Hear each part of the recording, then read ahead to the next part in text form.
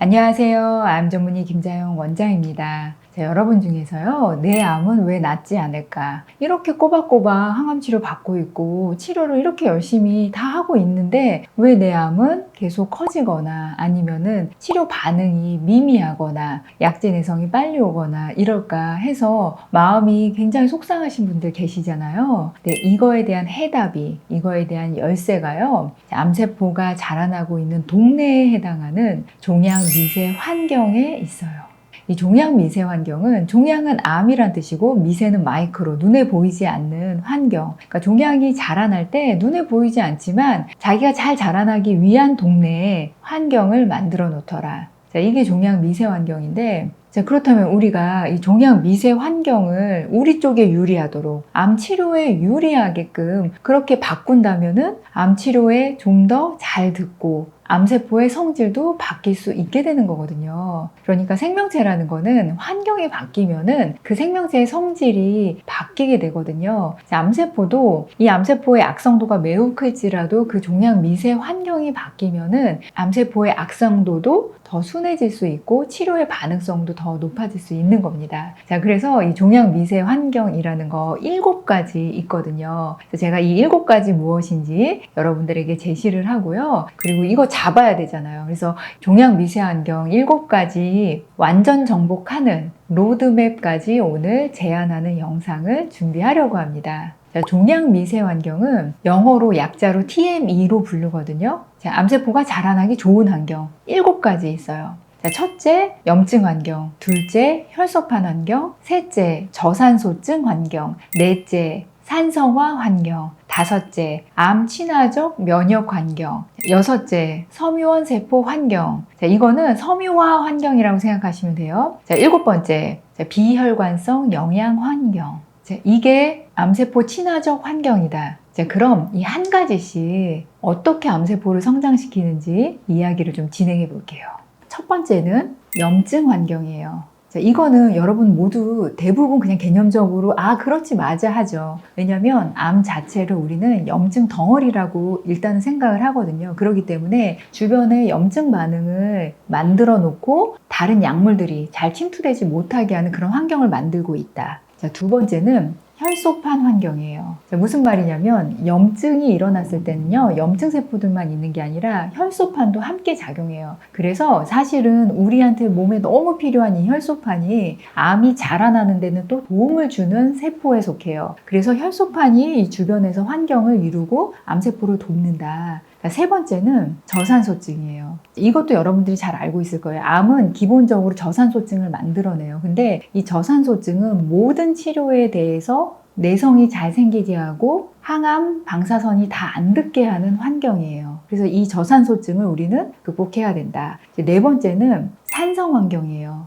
여러분, 암이요, 커지면 커질수록 여러분들 피검사하면은 젖산 수치가 올라가거든요.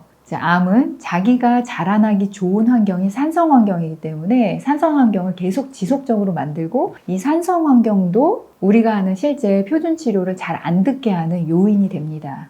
자, 다섯 번째는 암세포의 친화적인 면역세포의 포진이에요. 자, 이거는 제가 첫 번째 얘기했던 염증세포들도 사실 일종의 면역세포이기도 한데, 제가 지금 다섯 번째 얘기하는 면역세포는 어떤 세포냐면은 조절 T세포라고 해서 레귤레이터리 T세포라고 하거든요. 이 세포들이 암세포의 성장을 돕고, 그 다음에 실제로 우리 몸에서 암세포를 죽이려고 오는 면역세포들, 이 세포들이 오지 못하게 방어해주는 역할을 해요.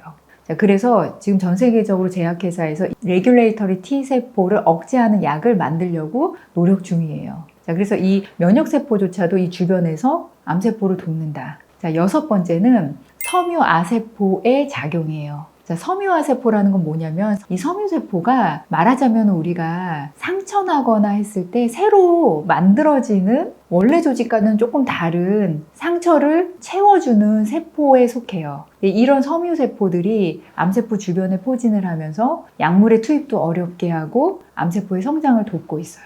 자, 일곱 번째는 자, 혈관을 통한 영양분 흡수가 아닌 다른 방식으로 영양분을 조달할 수 있는 환경을 조성하고 있어요. 자, 이거는 근데 제가 6번째 말한 섬유원 세포랑도 연결이 돼 있는데, 우리가 보통은 세포들이 영양분을 얻을 때 혈관을 통해서 아미노산, 포도당, 지방 이런 것들을 얻는 거잖아요. 그런데 그렇게 하지 않아도 직접적으로 주변에 있는 세포들한테 영양분을 뺏어올 수 있는 방식을 획득해요. 자, 엄청나죠? 제가 지금 말씀드린 이 7가지, 이게 대표적으로 암세포가 주변에 만드는 미세 환경이에요. 자, 이렇게 다양하게 미세 환경을 이루니까 타겟팅이 잘 안 되는 거예요. 우리가 아무리 좋은 항암제를 쓰더라도 계속 내성이 생기고, 오래 써봐야 9개월에서 한 1년 정도밖에 못 쓰는 이유가 이 환경들이 결국은 우리가 하는 표준 치료에 다 내성이 생기게 만드는 거다. 자, 그러면 우리가 이 7가지 각각을 개선할 수 있는 방법이 있는가?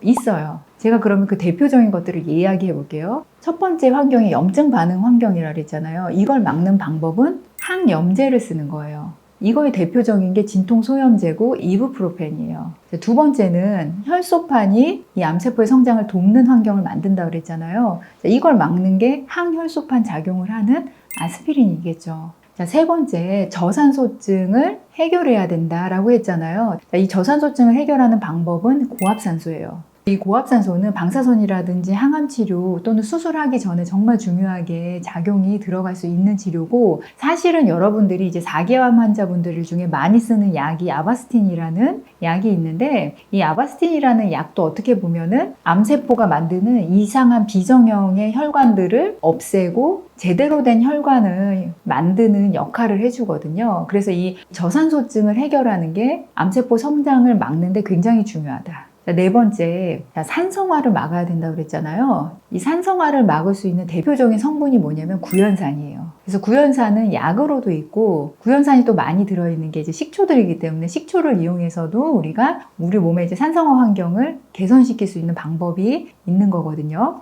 그 다음에 5번째, 면역 환경을 개선해야 된다고 그랬잖아요. 근데 이 면역 환경에서 제가 조절 T세포라는 게 포진하면서 암세포를 죽이는 면역을 방해한다라고 했잖아요. 근데 이 조절 T세포는 사이토톡식 T세포라고 해서 CD8 T세포랑 경쟁 관계에 있어요. 그러니까 자리 싸움을 해요. 자, 그래서 제약회사들은 직접적으로 이 레귤레이터리 T셀을 억제하는 약을 지금 개발하려고 하는 거고, 그게 아닐 경우에는 이 세포와 자리 싸움, 그러니까 이것보다 더 많이 암 주변에 자리를 차지하면 되거든요. 그 T세포의 기능을 올리는 방법이 직접적으로 T세포를 많이 배양해서 넣어주는 면역세포 치료도 있을 거고, 우리가 암 환자분들이 많이 하는 사이모신 알파1 치료도 이 T세포의 기능을 올리기 위한 치료거든요. 그래서 이런 방법이 있고요. 자, 6번째, 이 섬유원 세포가 있어서 이거를 막아야 된다라고 했잖아요. 그래서 섬유원 세포를 막는 대표적인 약은 파리칼시톨이라는 약이에요.